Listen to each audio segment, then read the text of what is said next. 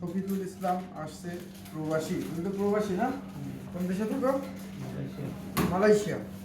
আমাদের মালয়েশিয়া প্রবাসী শফিকুল ইসলাম আমাদের রেমিটেন্স যোদ্ধা।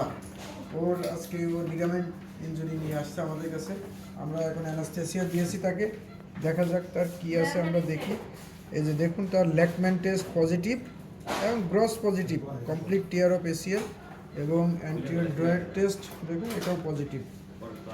এবং আমরা দেখি তার ভালগাস এবং ভেরাস টেস্ট নেগেটিভ, অর্থাৎ তার শুধুমাত্র এসিএল ইনজুরি আছে।